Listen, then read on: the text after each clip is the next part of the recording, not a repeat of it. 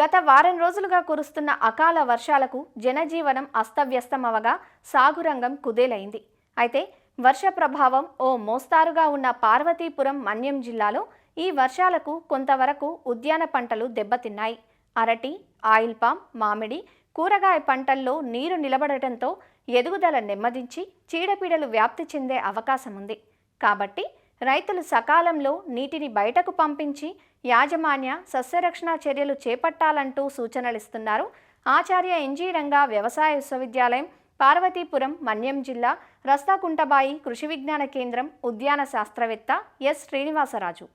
అయితే గత వారం రోజులుగా ఎడతెరపు లేకుండా పడుతున్న అధిక వర్షపాతం అనేది ఆంధ్రప్రదేశ్లో ముఖ్యంగా ఉత్తర కోస్తా జిల్లాల్లో అయిన పాత 3 జిల్లాలు, ప్రజెంట్ 6 జిల్లాల్లో కూడా ఈ వర్షపాతం వల్ల కొన్ని ఉద్యాన పంటలైన అరటి, ఆయిల్ పాము, అదేవిధంగా మామిడిలో కొంతవరకు నష్టం వాటిల్లింది.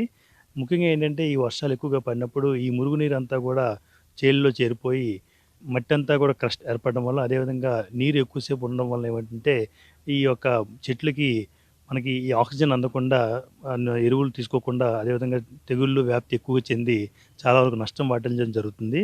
దీనికోసం ఎలాంటి సమయంలో మనం చేయాల్సింది ఏంటంటే ఈ ఉద్యాన పంటలైన అరటి కానీ, లేకపోతే మామిడి కానీ, లేకపోతే బొప్పాయి, ఏవైతే మనకి కూరగాయల్లో అయితే ఏవైతే మనకి కాయలు పండ్లు ఉంటాయో చెట్లకు ముందు దాన్ని తీసివేసుకొని ముందుగా పడిన వర్షపాతం అంతా కూడా బయటికి పంపించడం చేయాలి. తర్వాత ఏంటంటే ఇది ఎక్కువ కాలం ఉండడం ఎందుకంటే మనకు ఆక్సిజన్ అందకుండా చెట్టుకి చాలా ఇబ్బంది ఏర్పడుతుంది కాబట్టి ముందు ఈ కార్యక్రమం చేపట్టాలి. పైపాటుగా ఒకసారి గుప్పు తవ్వుకున్నట్లయితే మనకి ఏరేషన్ అనేది మళ్ళీ ఏర్పాటు చేయడం జరిగి మనకి ఆ చెట్లు కానీ, లేకపోతే ఈ కూరగాయ పంటల్లో కూడా మళ్ళీ దాని యొక్క యథాస్థితి తేవడం జరుగుతుంది. ఈ వర్షపాతం వల్ల చాలా వరకు ఈ న్యూట్రియంట్స్ అన్నీ కూడా లాస్ అవ్వడం జరుగుతుంది.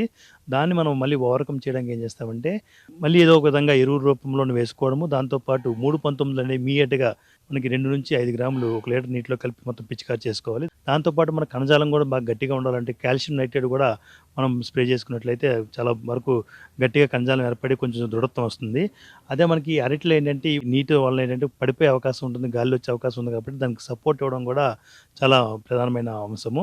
దాంతోపాటు మనకి ఏదైనా గెత్తం ఉన్నా కూడా గెత్తం వేసుకొని, గెత్తంలో ఏంటంటే ట్రైకోడర్మా అభివృద్ధి చెందిన గెత్తంని తీసుకుని దాంట్లో ట్రైకోడర్మా కానీ, సూడోమోనాస్ కానీ వేసుకొని ఈ మొదల చుట్టూ మనం వేసుకున్నట్టయితే అప్పుడున్న సిలిండర్ నుంచి అది తట్టుకొని చేస్తుంది.